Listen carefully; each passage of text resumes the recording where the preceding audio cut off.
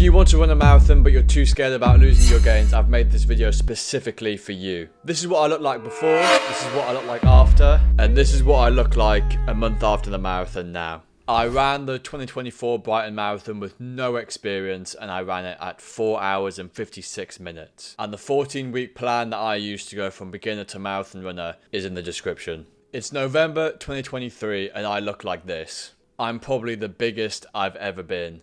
And I've naturally got a very slim build, so looking like this was a new high for me. I've been eating well consistently before this, and I'd been working out at least 4 to 6 times a week. I was feeling so confident in the gym, in my clothes, and in life. 3 months after this, I'm going to the gym something like once a month, and I'm doing an insane amount of cardio, and I'm burning more calories that I'm intaking pretty much every day, which means I'm losing quite a bit of weight. I didn't look like this anymore, I looked more like this. Almost 10 kilograms lighter. You'd have expected me to have been sad about it, to have regretted my decision. But that wasn't the case.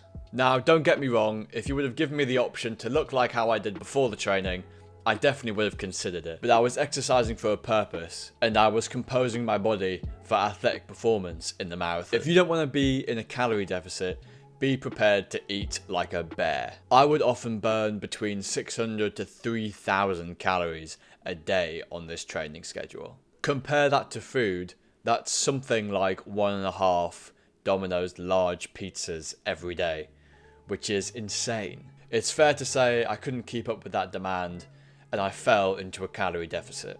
If you don't want to end up doing the same thing as me, I would seriously suggest that you put some thought into how you're going to manage to eat that much, because it will put a strain on not only your time, but also your money, and things will get a lot more expensive in terms of weekly grocery shopping and stuff like that. Although one thing I will say, and I don't have any scientific evidence for this, but I can assess my own body, is it really felt like I was losing a lot more fat stores than I was muscle. Now obviously your body is going to be completely different to mine, it's going to be composed completely differently, but I'm just telling you my experience, and my experience was that I kept a lot of the muscle but I lost a lot of the fat. Which naturally can be considered a good thing, but I've always been bulking pretty much my whole life.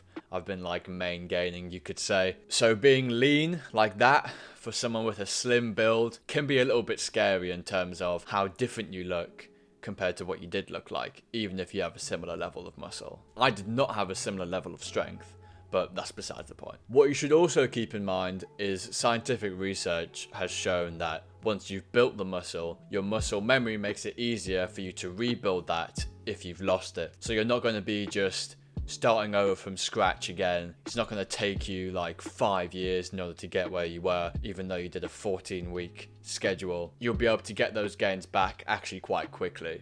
With that being said, this was me before, this was me after, and then this is me now. As you can tell, I'm definitely smaller than I was before I started the marathon training. But I hope you can notice that I've made big progress in only a month from the end of the marathon training to now. So I want you to remember that although you might go through this training, losing your gains is only a temporary stage that you'll go through.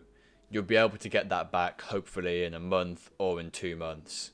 On the other hand though, of course, the biggest reason I would say to do the marathon training is because you train your mind. The mental training that comes with it, the mental endurance that you give yourself is huge. It has helped me work harder in the gym than I did before. So it's almost like you take a step back in order to take 2 steps forward. So now I have no doubt that soon enough I will be way bigger than I ever could have been before the marathon. Because now I've got a new lease of life, kind of.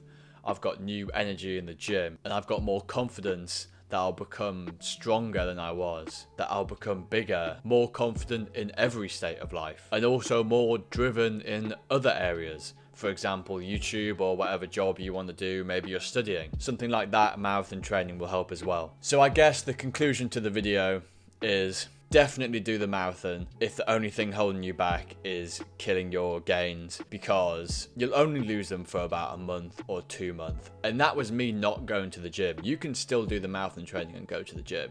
I was just a little too lazy to do that. But even if you don't go, you might lose some for a little bit, but the amount that you will gain in your mind is priceless. If this video has helped you, intrigued you, offended you, if it has given you anything to think about, or if you've completely disregarded it, or if it's completely realigned your thoughts and motivation towards making this decision, please let me know in the comments. I reply to all of them. Check out the videos on the screen. Please like and subscribe if you'd like. Love you and all that. Hopefully gonna have a fitness video out soon. I've lost the plot, both.